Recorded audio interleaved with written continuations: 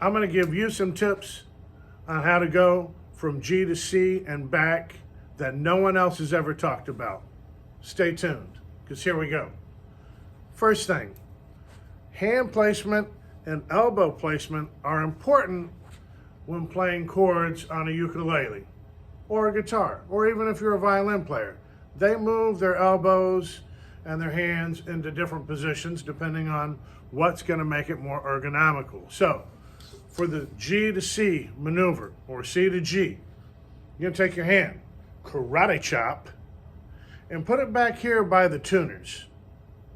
Okay, then when you need to put your fingers on C2, A2, and E3, all you've got to do is just roll these in. Boom, I'm there.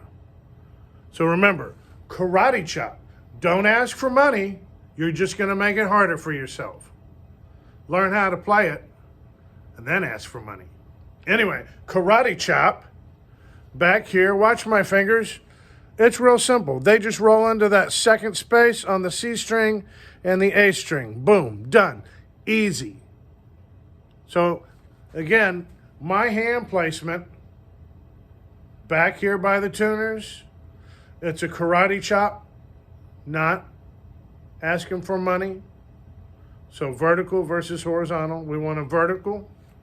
And again, it's as simple as rolling your two fingers, your peace sign, onto the second space on the C string and A string.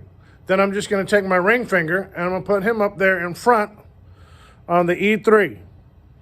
That's a G chord. Beautiful. And I'm on my fingertips, right? Everything's curved, coming straight down like a nail onto that fingerboard. The C is nothing more than A3. Now you'll notice I'm doing this with my ring finger. My third finger is on the A3, but I'm also going to put my middle finger down on A2. Doesn't change a thing. So, I tell my kids a little story about the three little pigs. Okay? When I'm in my G position, again, karate chop, roll them in, A2, C2, E3 out there in front. When I'm moving to the C, just follow my story of the three little pigs. This little piggy flies away. This little piggy moves to the A string. From the E string to the A string, he just moves down. And this little piggy stays home. Do not move him. When I go back, because this is how I'm playing my C, A2, 3, 2, A2, 3, 2, A2, A3, this little piggy stays home. He doesn't move. I put him there because that's one less finger I have to put in place when I move back to my G. So this little piggy moves to the E string, and this little piggy flies back in on the C2. Again, you can see how that moved down, and this little piggy flew away. That's all he's doing. This little piggy stays home. Again, do not move him. Watch. G, C,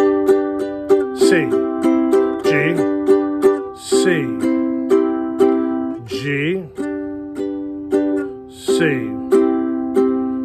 This is moving for the G, G, C, G, C. This flies in for the G on the C2.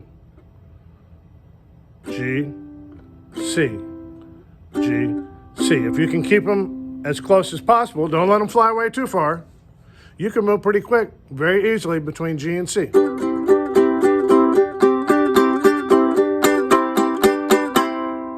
It's just that easy. Peace. I got this new clicker.